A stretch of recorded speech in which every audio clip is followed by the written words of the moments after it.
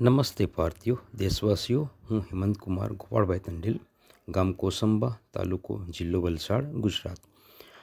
આપણે ઘણીવાર વિચારતા હોઈએ છીએ, ચર્ચા કરતા હોઈએ છીએ કે આ પૃથ્વી પર વિશ્વમાં સૌથી શક્તિશાળી શું? તો ઘણા પ્રશ્ન ઉદ્ભવતા હોય છે. લોકો ચર્ચામાં એકબીજાના મંતવ્યો આપતા હોય કે કોઈક પોતપોતાના અનુસાર સૌથી શક્તિશાળી કહેવાનું હોય તો કોઈ કહેતા હોય કે પરમાણુ ન્યુક્લિયર બોમ્બ, કોઈક પોલીસને કહે, કોઈક ઓળખાણ, કોઈ રાજનેતા, કોઈક ટેકનોલોજી. હવે તો સૌથી નાના નાના આવિષ્કાર એવો ડ્રોનને પણ કહેતા થઈ ગયા છે. અને કોઈક કહેતા હોય તો સૌથી શક્તિશાળી એટલે શું? પૈસા. આમ દરેકે દરેક વ્યક્તિ પોતાના મંતવ્યો આપતો હોય છે. હું પણ મારો મંતવ્ય આપું છું. તો મારું માનવું એ છે કે આપણે માનવી એટલે કે હ્યુમન, અને એમાં પણ હ્યુમન બ્રેન એટલે કે આપણું મગજ એ જ સૌથી શક્તિશાળી હોઈ શકે એવું હું માનું છું.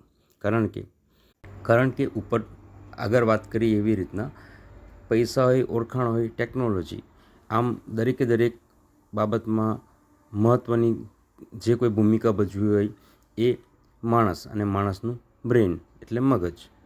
સૌથી શક્તિશાળી તો ભગવાન અને કુદરત છે, અને એમાં પણ સૌથી સારી જે એમણે પૃથ્વી આ વિશ્વ બનાવ્યું હોય, અને એમાં પણ અલગ અલગ દેશો અને અલગ અલગ પ્રકારનું બંધારણ, લોકશાહી, રાજાશાહી, પરિવારશાહી વગેરે. આપણો દેશમાં આપણે લોકશાહીનું બંધારણ છે, જેથી કહેવામાં આવે છે કે લોકોથી, લોકો દ્વારા અને લોકો માટે. For the people, by the people and to the people. જેમ આપણે અગાઉ કહ્યું કે સૌથી શક્તિશાળી શું, તેમ દેશનું બંધારણ અને લોકશાહી માટે સૌથી શક્તિશાળી હોય તો તે તમે આપેલા વોટ છે. ભારત દેશના દરેક ભારતીય નાગરિકો આપણા દેશને, આપણી લોકશાહીને મજબૂત બનાવવા માટે વોટ આપવો જ જોઈએ. જેમ દેશમાં અલગ અલગ પ્રકારની ચૂંટણીઓ થતી હોય, લોકસભા, વિધાનસભા, ત્યાર પછીની ચૂંટણી આવતી હોય, એને આપણે મોટાભાગે સ્થાનિક સ્વરાજની ચૂંટણી કહીએ છીએ. લોકલ બોડી ઇલેક્શન, જેમાં નગરપાલિકા કે મહાનગરપાલિકા, જિલ્લા પંચાયત, તાલુકા પંચાયત અને ગ્રામ પંચાયત, આ બધા ઇલેક્શનમાં આપણે નાગરિકો વોટ આપતા હોઈએ છીએ. સ્થાનિક સ્વરાજની ચૂંટણીમાં આપણે સારો અને જે આપણા જે તે વિસ્તાર હોય એનો વિકાસ કરવામાં પોતાનું તન, મન, ધનથી વિકાસ કરે એવા ઉમેદવાર, જે ઉમેદવાર આપણા વિસ્તારને સારામાં સારી રીતે જાણતો હોય, મૂળભૂત જરૂરિયાતોને જાણતો હોય, મૂળભૂત જરૂરિયાત પૂરી કરવામાં સક્ષમ હોય, એમની રજૂઆત કરવામાં એ સક્ષમ હોય. હાલ વલસાડ નગરપાલિકાનું ઇલેક્શન છે. નગરપાલિકા ઇલેક્શનમાં ઘણા એવા સામાન્ય જ મુદ્દાઓ છે, પરંતુ વલસાડની જનતાને સીધી રીતે અસર પામે એવા મુદ્દા છે. વલસાડની સ્વચ્છતા બાબતે હાલ કે અન્ય પ્રકારના મુદ્દાઓ, હાલ રેલવે દ્વારા જે દરેકે દરેક રસ્તાઓ બંધ કરી દેવામાં આવ્યા છે એ બાબત હોય, વલસાડનો વિકાસ બાબતે હોય.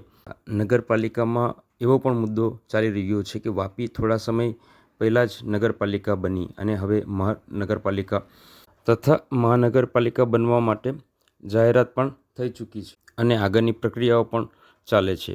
વલસાડ એ એવું શહેર છે જ્યાંથી જન્મેલો વ્યક્તિ દેશનો પ્રધાનમંત્રી બન્યો હતો.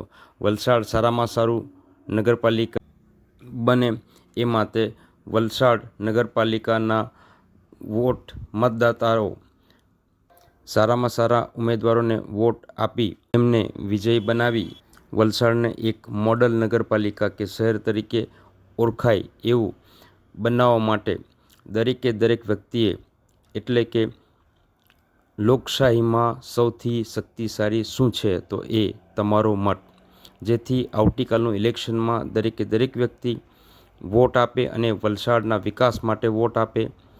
ત્યારે જ આપણે આપણા દેશને વિકસિત રાષ્ટ્ર તથા ભારત દેશ તો મહાન છે જ, અને એની મહાનતાને જાળવી રાખવા માટે આવતીકાલે વલસાડના વિકાસ માટે દરેક વ્યક્તિ વોટ આપે એવી આશા રાખું છું. અને હું મારું જે કંઈ કહેવા માંગતો હોય એ પૂરું કરું છું. જય હિન્દ, જય ભારત, ભારત માતા કી જય.